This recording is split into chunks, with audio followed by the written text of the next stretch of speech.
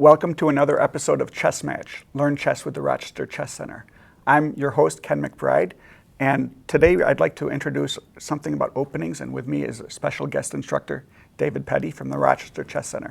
Hi guys. So today we're going to be talking about openings. And what is an opening? Like any good story, every chess game has a beginning, a middle, and an end. And the beginning of a chess game is called the opening. So every chess game has an opening, and it's important to know just a little bit about what's going on in the opening of the game so that when you're playing the opening, you can feel confident and comfortable. So we're going to go over a few opening principles and show you just a few basic openings today. First, we're going to talk about the principle of development. And I'll talk about that, and then Ken will talk about the center. So development means that you want your pieces to be active and have the ability to move and be engaged in the game. So if you look at the starting position right here, a lot of the pieces for both sides, even though they're powerful pieces, they can't move at all. This bishop, he's blocked in by both of these pawns. This rook can't move. Even the most powerful piece of all, the queen, is completely hemmed in by her pieces, and most importantly, these pawns in front. So a very important thing you do in every chess game in the opening is you try to develop your pieces, which means you bring them out and you allow them to move. A very, very common first move in a chess game is pawn to e4.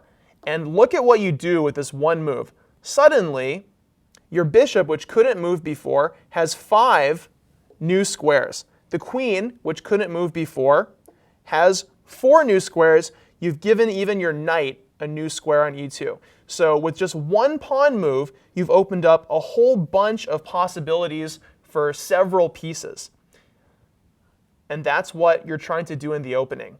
Now, actually developing your pieces means bringing them out into the game. So for example, if we played a move like knight to f3, we would say that our knight has been developed and developed towards the center. Bishop to c4, our bishop is developed. And the opening is over when you've developed all your pieces and castled your king. So now Ken is going to talk about the importance of controlling the center of the board.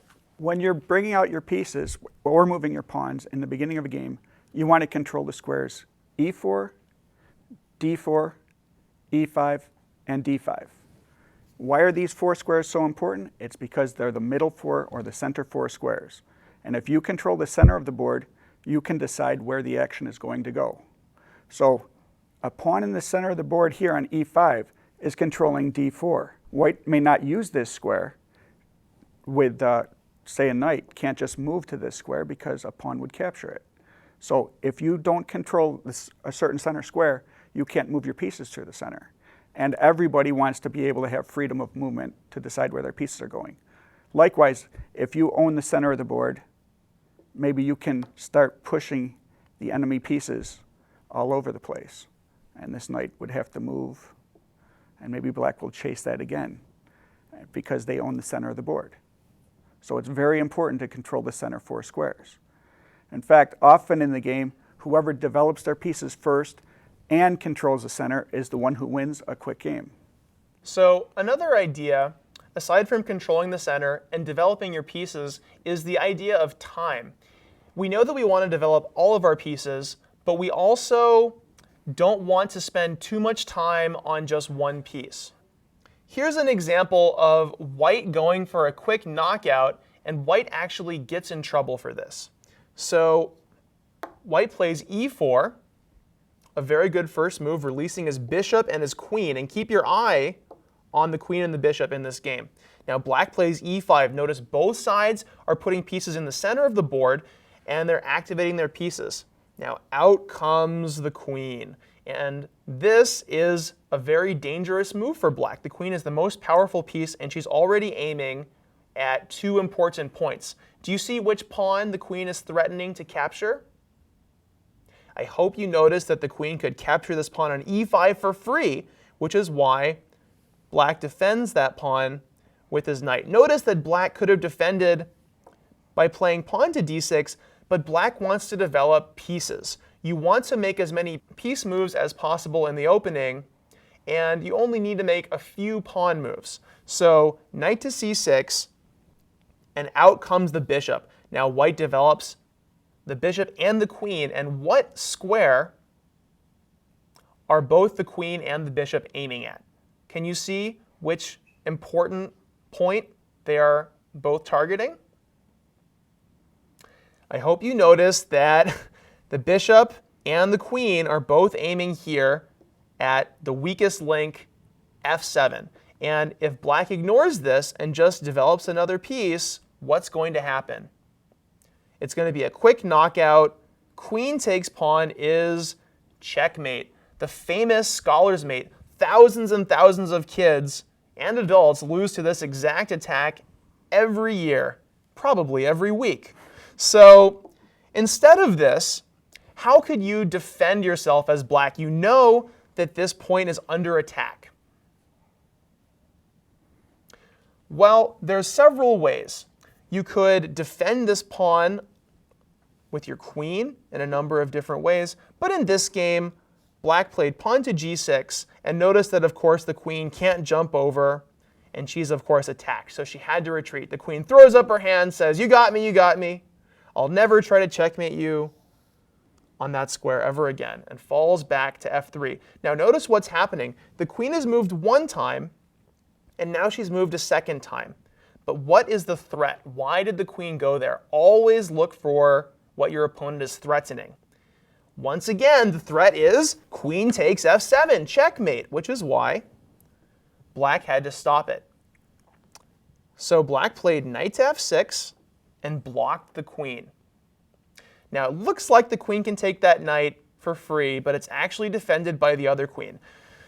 Now white really wanted to break through on this square, so he moved his queen again, and that's what we're learning about, is not to do what white's doing here. White has moved the queen 1, 2, 3 times in a row, aiming at this square over and over. This is the weakest square. It's a good target, but don't get carried away moving the same piece again and again. In the opening, you want to move every piece one time to a good square. You don't want to focus all your time on this piece. And here, white actually gets punished. Black could have defended this square with the queen, but instead, a brilliant move. Black plays knight to d4, attacking the queen again. And this is coming to another opening principle, which says don't bring your queen out too early because she is the biggest target. She is worth the most. So white takes the pawn, says check. He finally breaks through on f7, but the king just moves, and suddenly white is in a pickle. The queen is under attack, and so is the bishop. And there's only one square on the chessboard that the queen can move to be safe and also keep the bishop defended. Do you see where it is? That square is c4, because of course e6 doesn't work. I'll take you with my pawn or my knight. d5 doesn't work. The knight's defending it. So queen to c4, and how can black attack that queen again and drive her off of that important c4 square? Can you see a way to do it? Black played b5, and finally the queen has been punished for coming out too early, and white is being punished for moving the same piece 1, 2, 3, 4 times. The queen had to move away, and the bishop was taken for basically free, just for another pawn. And this game ended with a beautiful little tactic. White noticed that this pawn on e4 was also under attack. He tried to defend it with his pawn, and there was a fantastic little knockout move to finish the game. Notice that because the queen has come out too early, she's still a target. She's still vulnerable. And what could black do to win the game? Black played a very tricky move, bishop to b4. And the queen has no safe squares to move to, but even if she did, she wouldn't be allowed to, because if the queen moves out of the way, the king would be in check. This is called an absolute pin. So the only thing to do was to take that bishop which leaves this square on c2 vulnerable. The knight jumps in and says check, and white actually resigns because we see one of the most famous tactics in chess. This is the family fork, where the king, the queen, and the rook are all being attacked by the knight at the same time. After the king gets out of check, it's curtains for the queen, and brokenhearted, white resigns without his leading lady. So that's why you don't want to bring out your queen too early, and why you don't want to move the same piece multiple times, because your opponent can develop their pieces and gain time against you. Okay, now that you've seen some of the principles of the openings, we're going to show you one basic opening that's been around for over 500 years. It's called the Joco Piano. Okay, it starts off with pawn to e4, and black responds pawn to e5. So both players fight for the middle of the board. Both players have released their bishops. Both players have released their queens in case they want to use them, although as we saw earlier, that's probably not such a good idea. And white's next move, they develop a piece and attack the e5 pawn. So now if this knight says, hey, if you're not doing anything, I will take the pawn, black simply protects it by moving their knight out to c6. Both players have developed one piece. So far, so good. They own the center of the board. And white now brings out their bishop to c4. This move is to attack that weak f7 pawn that we saw. Why is this square weak? Well, it's because only one person protects it. The king is the only person protecting the pawn, and of all the players you have in chess, the king is the most important. Therefore, this square is something that needs to be worried about by black. Well, black responds in this opening by saying, hey, if you're going to attack my weak square, I'll attack your weak square. Only your king protects f2. Okay, well, white has a few choices here. I guess we'll pick the most common one, pawn to c3. Again, you'll see we're aiming at the center of the board. We're not developing pieces, but white would love to play this pawn to d4 move and be protected by a pawn. Right now, black has 1, 2, 3 attackers on this square. White only has one knight protecting it, and if the pawn moved, the queen would protect it. So they move the pawn out to help out.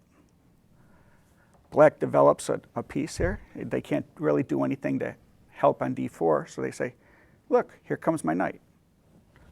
Okay, this is pretty good because they're attacking a pawn. But white says, you know what? You're only attacking a pawn.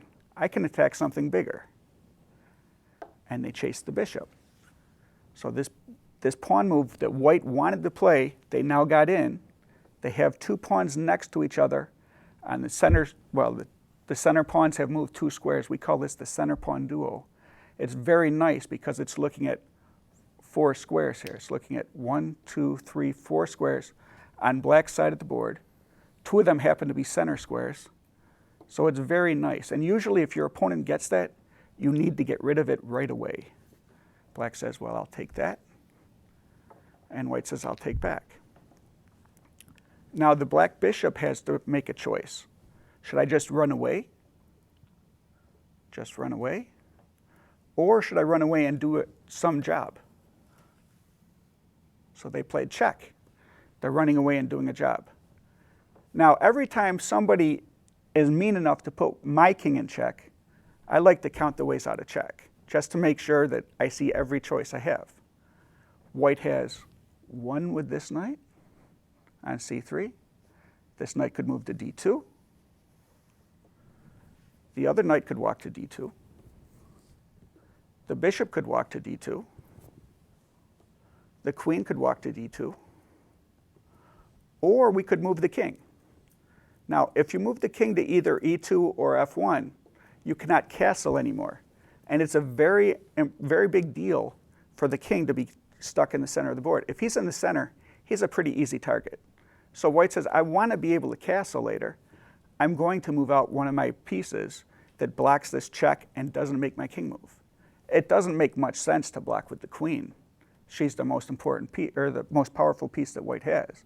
So white says, why don't I just develop a new piece? And we can develop the knight onto c3. Okay, and black says,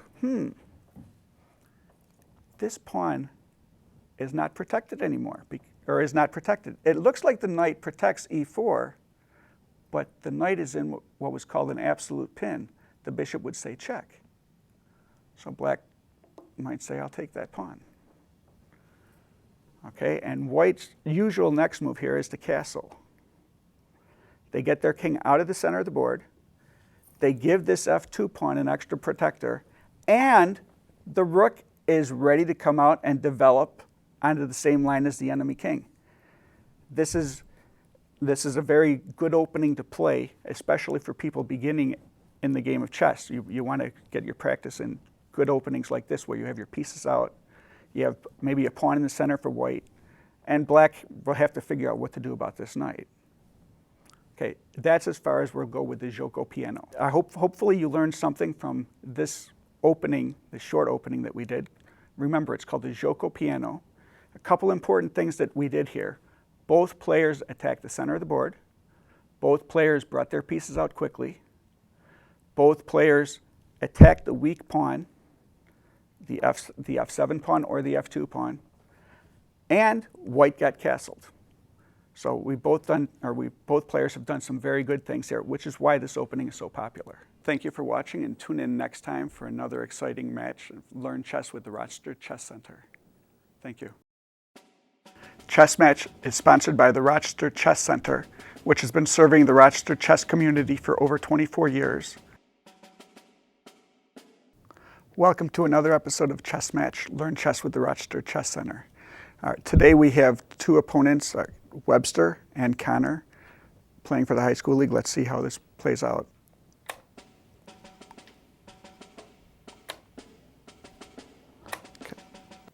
Okay, Connor is playing what is called the Kehoe defense. We're going to revolve around the square d5. He wants to make sure he gets a pawn into d5.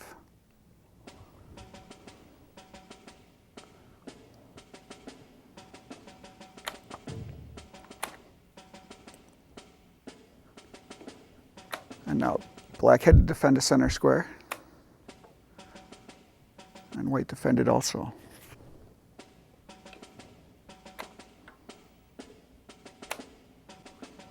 Now the benefit of this opening is that this bishop comes out nicely to f5, but the knight is blocked from getting to c6. Whereas in some other openings, the bishop has trouble, but the knight has easy access to development.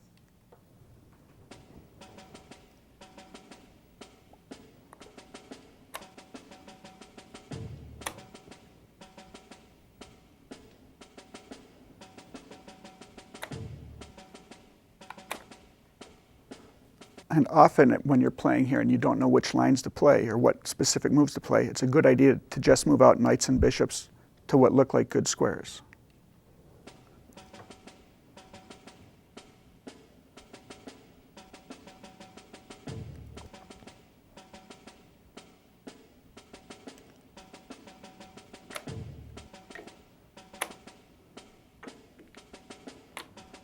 Okay, he captured back with the queen to develop the queen, and if he had captured back with the pawn, he would have some pretty ugly pawns here, what we would call doubled, two pawns on the same file, and isolated. These pawns cannot be protected or cannot protect other pawns.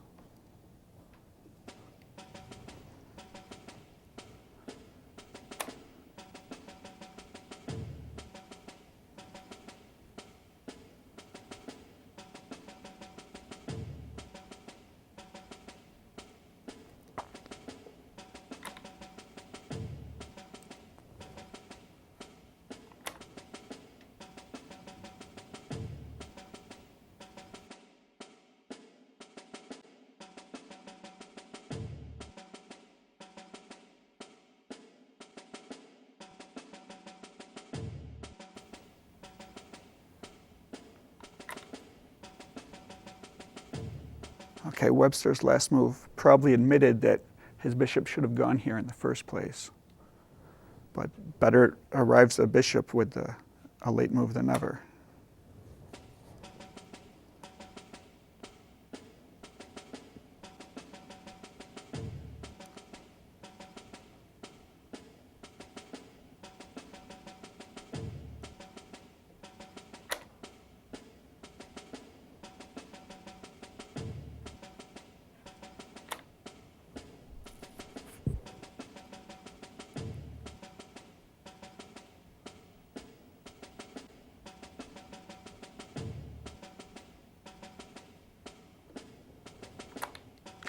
White right now has a very big advantage in the amount of pieces out into play. You could see, even before this last rook moved, White has 1, 2, 3, 4 pieces developed, and they're castled, while Black only has 2 pieces developed. When you have a big lead in what we call development, there's 3 choices. You could either start to attack, you could try to open up lines to help your attack, or you could just simply develop another piece, as he did here.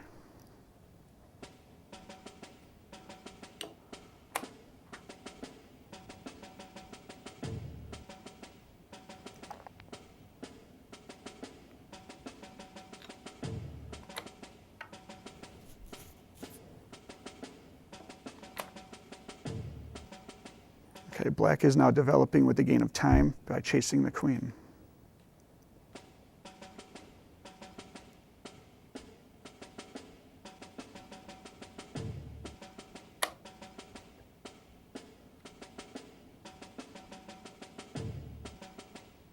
Okay, what we have right here, we have another instance of an absolute pin. This knight is in 2 pins. He's in an absolute pin here, and he's in what we call a relative pin here. This knight, we could actually say, is in what's called a cross pin. He's in 2 pins at the same time. That could be a very big problem for Black later on.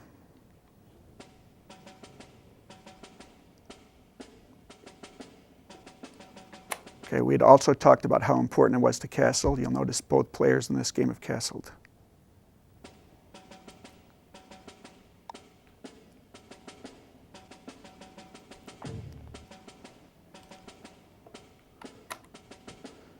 Piling on the pinned piece. So right now there are 3 attackers. 1, 2, 3 hitting this piece, and there's only 1 defender, or 2 defenders rather.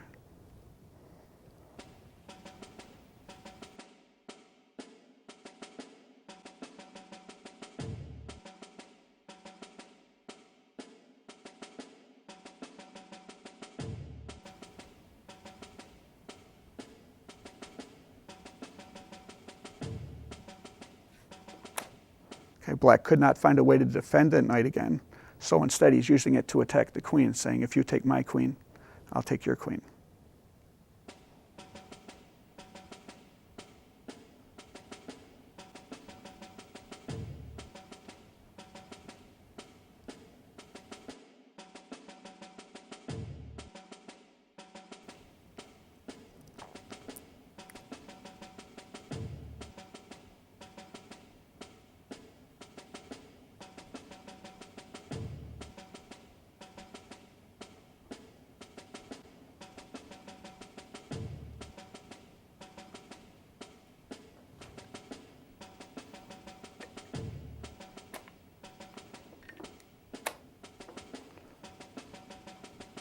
Okay, also, when you feel like you're being attacked, it's a good idea to try and trade off pieces. Black has done that.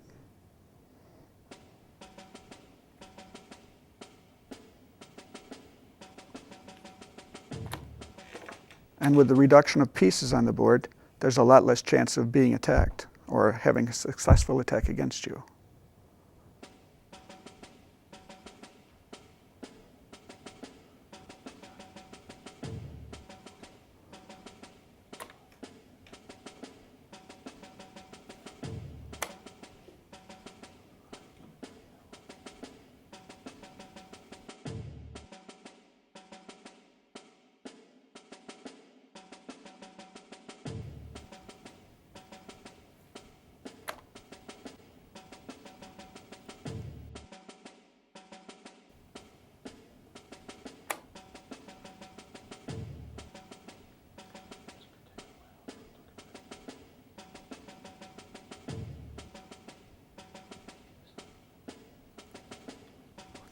All right, we will pause the game right now, and please tune in later for more chess match. Learn chess with the Rochester Chess Center. Okay, we are out of time for this game, so we'll come back to it in the next episode.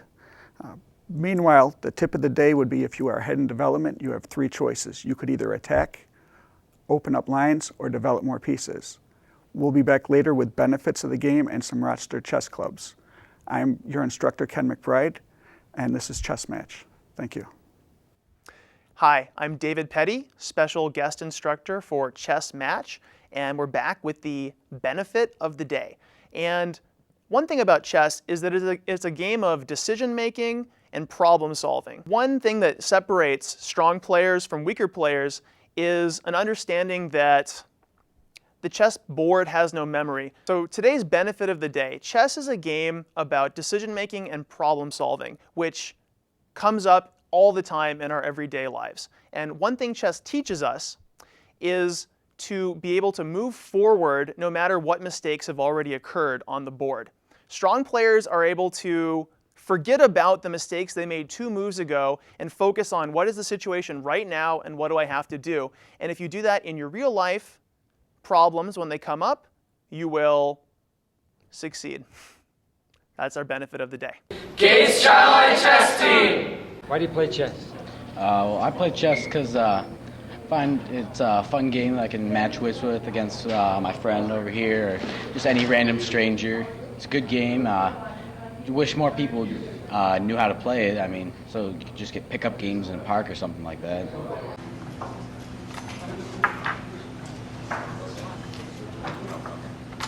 Okay. Technically.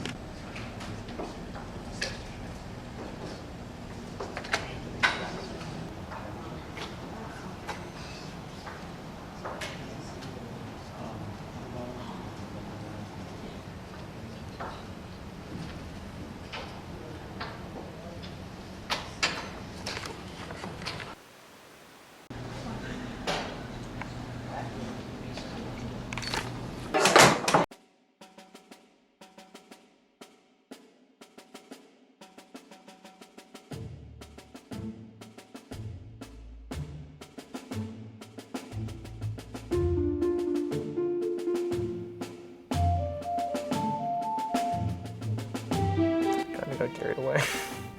Sorry.